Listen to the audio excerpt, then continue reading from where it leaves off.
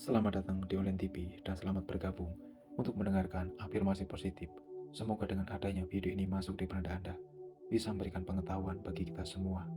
Pada pembahasan kali ini, bangun dan waspada. Mengalami dan tidak mempercayai merupakan hal yang penting. Untuk melakukannya, kita harus memperhatikan dalam 10 poin yang tidak cocok digunakan sebagai kriteria untuk mengikuti seorang guru atau sebuah jalan spiritual.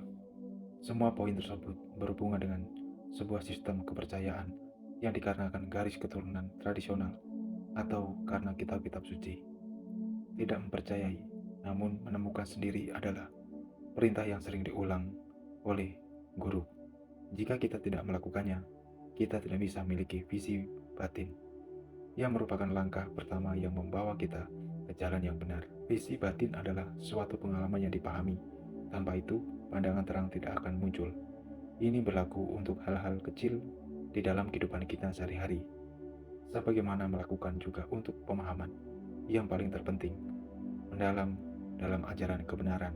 Jika misalnya seseorang tidak senang dengan kita, dan kita tidak mengerti alasannya, ketidakharmonisan yang sama akan terjadi pada kita berulang kali. Kita perlu menyadari bahwa kita mungkin telah mengatakan atau melakukan sesuatu yang menyebabkan ketidaksenangan itu. Ini merupakan sebuah masalah kecil yang menunjukkan perlunya untuk memahami suatu pengalaman. Jika kita berpikir bahwa kejadian-kejadian ini adalah sesuatu di luar diri kita tidak bisa mengubah sikap kita. Mempraktekkan kebenaran berarti secara terus-menerus merubah diri kita untuk menggapai suatu kebenaran. Tanpa perhatian penuh pada setiap detail, kita tidak akan pernah berubah menuju kebenaran yang sejati. Perhatikan pada detail adalah inti dan perhatian. Kebanyakan orang kurang dalam praktek dan juga dalam instruksi-instruksi untuk kebenaran-kebenaran penuh dengan perhatian, membaca dengan tenang. Hal ini adalah suatu hal, namun praktekkan merupakan hal-hal yang benar-benar berbeda. Perhatian adalah esensi dari pemahaman, karena tanpa perhatian, kita tidak dapat melihat hingga ke jantung dari setiap fenomena yang terjadi. Memperhatikan napas berarti mengetahui dengan persis. Perhatian tidak bernilai membeda-bedakan atau membuat cerita. Perhatian berarti mengetahui kapan adanya konsentrasi dan kapan tidak ada konsentrasi. Ketika pikiran mengembara dan ketika pikiran menjadi damai. Perhatian yang sempurna mengetahui setiap momen yang sedang terjadi. Ketika kita memperhatikan perasaan-perasaan kita, serta hanya mengamati dan tidak bereaksi terhadap perasaan-perasaan kita tersebut, maka kita menggunakan landasan perhatian yang kedua, perhatian terhadap perasaan. Ketika kita mengetahui kita sedang berpikir, itu adalah perhatian terhadap pikiran. Dan ketika kita mengetahui apa isi pikiran tersebut, itu adalah perhatian terhadap objek pikiran kita. Jika kita tidak memperhatikan, kita tidak benar-benar bangun. Kita perlu mempraktekkan esensi yang jelas terhadap salah satu dari landasan-landasan perhatian tersebut setiap saat. Ada kemungkinan bahwa pikiran menjadi terkonsentrasi di dalam meditasi. Jika terdapat suatu perasaan kedamaian, seseorang harus mengetahui dengan cukup jelas, tanpa menyadari apa yang sedang terjadi. Seseorang tidak dapat melanjutkan lebih jauh, karena dia tidak tahu di mana dia sedang berada. Ini merupakan detail yang penting dari meditasi. Mengetahui dengan persis apa yang sedang terjadi dan mampu untuk mengungkapkannya dengan kata-kata. Setelah kejadian tersebut terjadi, mengungkapkan dengan kata-kata adalah yang disebut dengan pengalaman dipahami dan terjadi secara alami setelah pengalaman tersebut terjadi. Hal ini berlaku untuk setiap keadaan pikiran dan setiap perasaan. Ajaran adalah pengalaman yang diungkapkan dengan kata-kata. Jika kita tidak dapat melakukan dengan pengalaman-pengalaman kita sendiri, maka yang tertinggal bersama kita adalah sebuah sistem kepercayaan yang dapat mengumpulkan pikiran. Namun meditasi adalah untuk mempertajam pikiran. Pikiran yang penuh perhatian adalah kampak yang diasah dengan mata pisau yang tajam dan terasa dengan halus yang dapat memotong segala ilusi kita. Ketika kita duduk bermeditasi, kita dapat mengetahui gangguan-gangguan dari pikiran kita sendiri. Setiap pikiran yang tumpul, yang tidak mengetahui apa yang terjadi, atau pikiran yang mengantuk, pikiran yang terganggu, atau pikiran yang melawan, yang tidak mau patuh, itulah perhatian terhadap objek perhatian. Seperti kebanyakan manusia, kita memiliki pikiran yang terganggu, yang begitu berusaha untuk melawan yang tidak menyenangkan dan menginginkan yang menyenangkan, sehingga pola ini sangat sulit diubah jika kita menemukan diri kita sendiri, melawan yang tidak menyenangkan dan mencari yang menyenangkan. Kita sekedar mengetahui bahwa ini adalah pola kebiasaan yang normal. Seperti inilah planet kecil bumi beroperasi, dan seperti inilah ekonomi kita yang bekerja. Apakah Anda mengenal seseorang yang begitu berbahagia karena itu merupakan usaha yang mustahil, yang dijamin gagal? Namun setiap orang masih berusaha. Kita semua telah berusaha cukup lama. Kita bisa menyerah setidaknya saat kita meditasi. Meskipun demikian, menyingkirkan penderitaan merupakan hal yang mungkin, tidak dengan menghilangkan esensi-esensi yang tidak menyenangkan, namun dengan menyingkirkan reaksi kita terhadapnya. Ini adalah pintu masuk utama yang paling penting ke dalam jalan spiritual. Jika hal ini tidak dipahami dengan sempurna, maka sisanya tidak akan dapat dipahami. Kita tidak akan menyingkirkan rasa ketidaknyamanan ketika kita duduk atau nyamuk atau apapun yang tidak menyenangkan yang mungkin kita hadapi. Semuanya adalah ciptaan pikiran kita sendiri, dan karenanya merupakan reaksi pikiran. Penderitaan menghilang ketika reaksi-reaksi kita menghilang tanpa mengetahui bahwa kita adalah pencipta penderitaan kita sendiri. Ajaran kebenaran akan tetap menjadi misteri. Kita mulai praktek ketika kita tidak lagi menyalahkan sekeliling kita, orang lain, situasi politik, ekonomi, atau cuaca. Kita hanya melihat reaksi-reaksi kita sendiri. Tentu saja, reaksi kita tidak akan berlangsung serba terpuji dan bajik.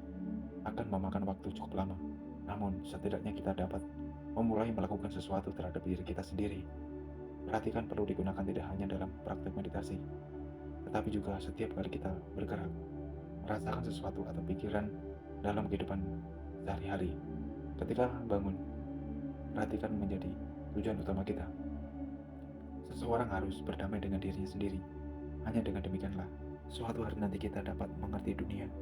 Alam semesta adalah pikiran dan tubuh kita. Dengan menemukan apa sebenarnya pikiran dan tubuh kita ini, kita akan mengetahui alam semesta dan kebenaran yang mendasari. Semua sama dengan masing-masing, tetapi kita harus mengetahui itu apa. Ketika kita keluar dari meditasi, kita harus waspada ketika membuka mata, menggerakkan tubuh, dan segala sesuatu yang kita lakukan. Mengapa? Pertama-tama, itu akan menjauhkan kita dari pemikiran-pemikiran yang tidak bajik atau pikiran yang negatif. Ini memerlukan meditasi. Pikiran perlu terus dicek dan tidak diizinkan untuk bergerak liar. Pikiran yang biasa dan tidak terlatih, seperti banteng liar yang berlarian di kebun. Banteng liar tersebut dapat membuat kekacauan. Diibaratkan seekor banteng yang tidak ada talinya. Itu seperti pikiran kita yang sangat liar, yang susah dikendalikan. Makanya dengan adanya meditasi, kita praktek meditasi dengan visi batin kita, mencegah pikiran kita terhadap pikiran negatif. Begitu pula seperti banteng yang sudah ditali, dicongok hidungnya, dia akan terkendali karena terikat oleh tali. Begitu juga pikiran kita. Batin kita terwujud dalam perasaan yang muncul melalui kontak-kontak indera kita.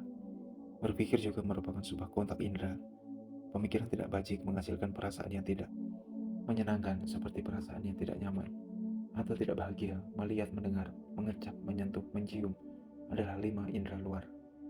Pikiran adalah indera batin. Semua indera ini membuat kontak dan menghasilkan perasaan. Ada mata dan objek mata.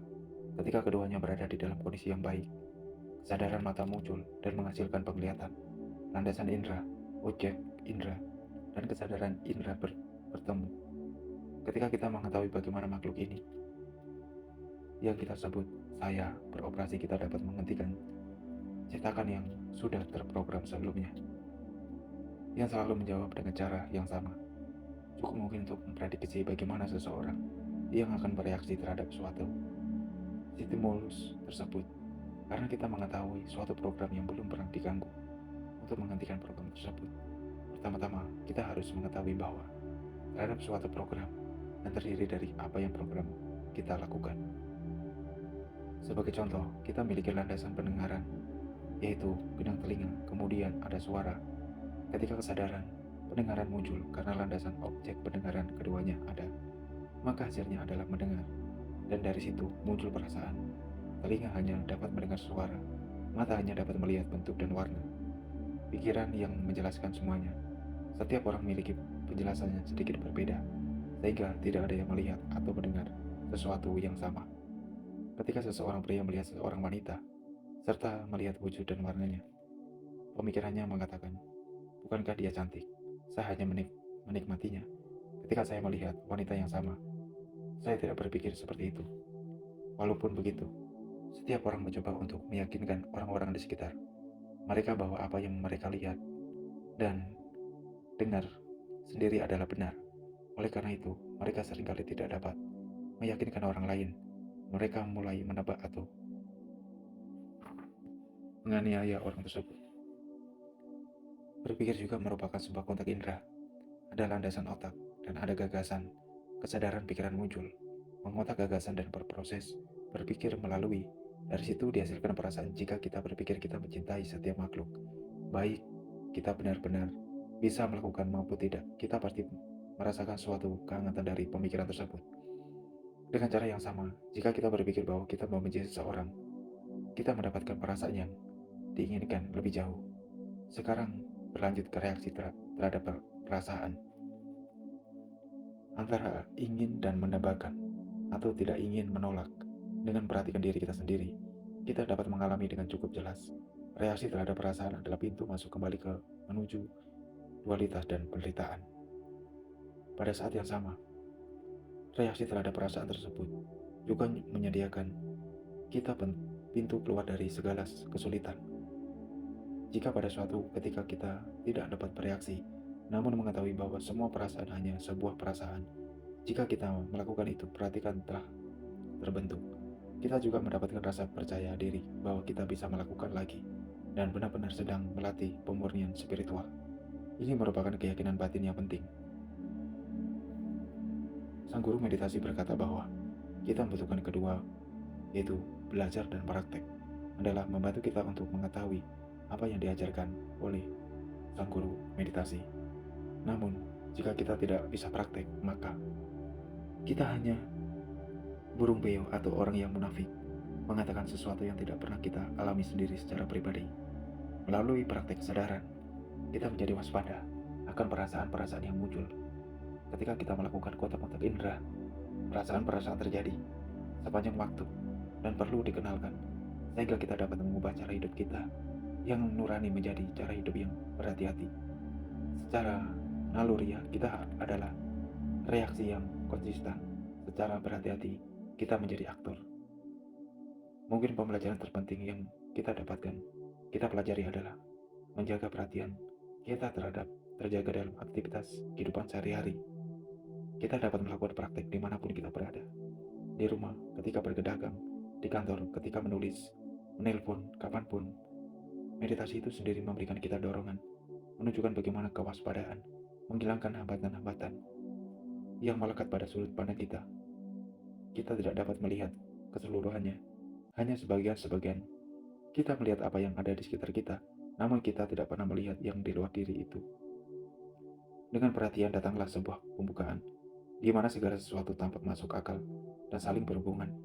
Kita kehilangan rasa berlebihan tentang pentingnya diri kita, dan dapat bersatu dengan semua perwujudan. Semua ini masih merupakan isu sampingan.